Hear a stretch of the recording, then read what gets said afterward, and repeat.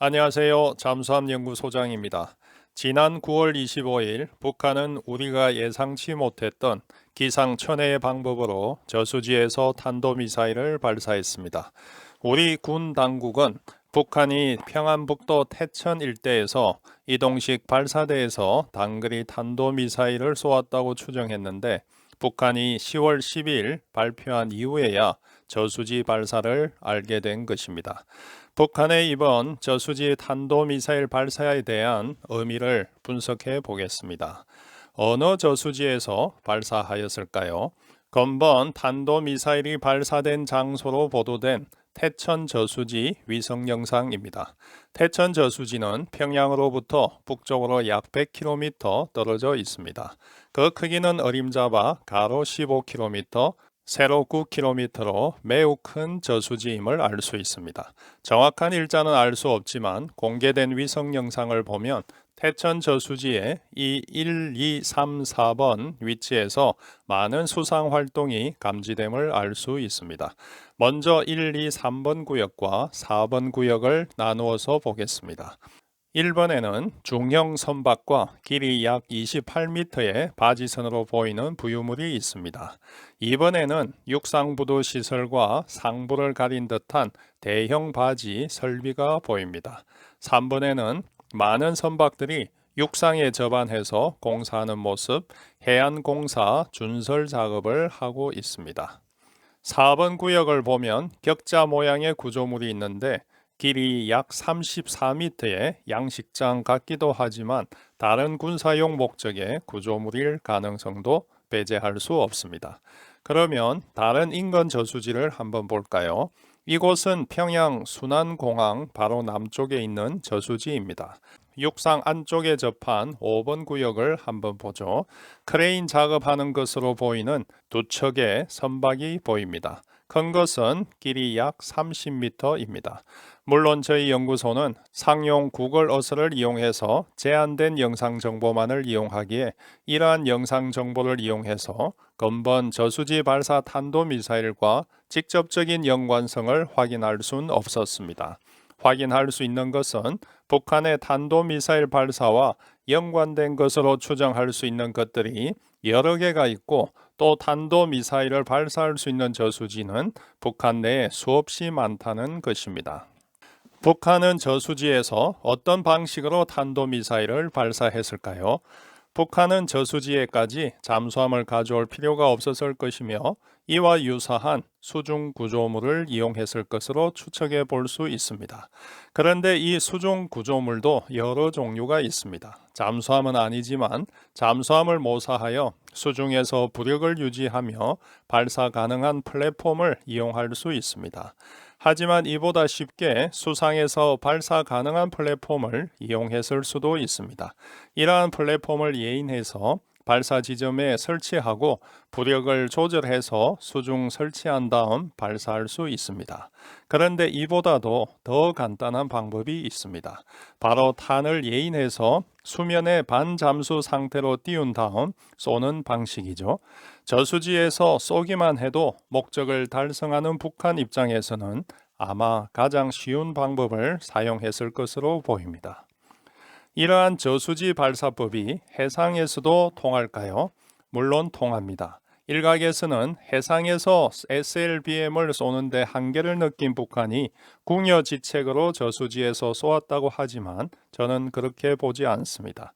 저수지에서 쏘는 그 자체만으로 우리에게는 큰 위협이 되며 또 이 기술을 해상에서도 사용할 수 있기에 더 많은 대비가 필요합니다. 그럼 해상에서 이같이 플랫폼을 설치해서 쏘는 것이 우리에게 위협이 될 수 있을까요? 북한은 해상에서도 이러한 플랫폼을 이용해서 여러 군데에서 쏠 수 있기에 우리에게 위협이 될 수 있습니다. 또 수상함뿐 아니라 상선이나 어선을 이용해서 탄도미사일을 예인해서 일정 해역으로 옮긴 다음 쏠 수도 있습니다. 예인하는 장면이 노출되는 것을 방지하기 위해 예인체를 중성부력으로 만든 다음 노출을 회피할 수도 있습니다. 이 그림은 2차 대전 말기 독일이 유보트를 이용하여 예인하여 미사일을 쏘는 개념도입니다. 유보트를 이용해서 미국 연안까지 가서 미사일로 미국 본토를 공격하겠다는 이 계획은 실현되진 않았지만 이 기술은 전후 미국과 소련의 SLBM 기술의 원천이 되었습니다. 오늘날 테러 집단들은 마약 운반용으로 다양한 수단을 사용하고 있습니다.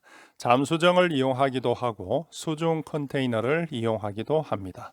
2005년 8월에는 선박이 예인할 수 있는 어뢰 모양의 수중 운반 컨테이너가 태평양에서 발견되었습니다. 이 컨테이너에는 벨레스터 탱크가 있어 예인되는 동안 30m 심도를 유지하다 발각되면 예인줄을 절단하여 단속을 피할 수 있었습니다. 이같이 컨테이너의 수중 운반은 어려운 기술이 아니기에 북한은 탄도미사일을 수중 운반할 수 있습니다. 우리는 앞으로 어떻게 대응해야 할까요? 우리는 상당한 정보를 위성에 의존하고 있습니다. 그런데 이 위성 정보는 실시간으로 보기 어렵고 기상의 영향을 받기도 하고 분석에 시간이 많이 걸리며 적의 기만에 취약한 제한점이 있습니다. 북한의 이번 공개는 다양한 탄도미사일 발사 수단이 있음을 과시하고 우리의 탐지 체계를 무력화 내지 포기시키려는 의도로 보입니다.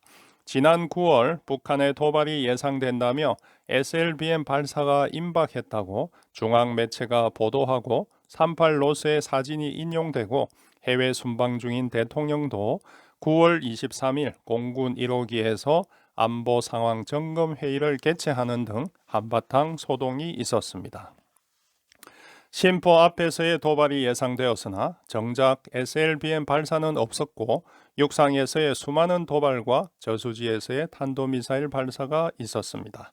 물론 북한의 SLBM 도발은 우리에게 큰 위협이 되지만 도발 징후만 있으면 SLBM을 논하는데 이도 한두 번이지 너무 잦다는 생각이 듭니다. SLBM에 대한 우려는 이해하지만 지나친 우려와 경보를 쏟아내 놓기보다 좀 더 정확한 정보와 보도가 필요하겠습니다. 관련된 국내 언론 보도를 한번 보겠습니다. 이 기사는 미국 기사 비욘드 파라렐을 참고해서 북한의 심포에서 잇단 도발 징후와 연내 SLBM 발사 가능성을 보도했습니다. 그런데 정작 참조한 미국 기사 비욘드 파라렐의 기사를 보면 핵심 내용이 좀 다릅니다. 그 내용은 심포에서 활동은 증가되었지만 아직 SSB나 SLBM 도발 징후로는 보이지 않는다는 것입니다. 그럼에도 연말까지 도발 가능성도 있으며 김정은이 지시할 경우 빨리 도발이 이루어질 수 있으므로 대비를 하여야 한다는 내용입니다. 저는 인용한 내용을 과장해서 계속 경보만 날리는 것보다 지난번 예측은 왜 틀렸는지 분석해 보는 보도가 더 가치가 있지 않을까 싶습니다. 계속되는 과장된 보도와 과도한 경보는 적을 이롭게 하고 우리의 판단을 흐리게 하는 결과로 이어질 것입니다.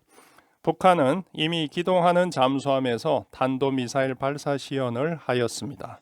언젠가 SLBM을 또 쏠 것입니다. 하지만 SLBM 외에도 육상과 저수지, 해상과 수중에서 다양한 방법으로 탄도미사일을 발사할 것입니다. 발사 징후가 있을 때마다 SLBM을 언급하기보다 다양한 발사 수단을 염두에 두고 대응책을 수립해야 하겠습니다. 이상 잠수함 연구소장이었습니다.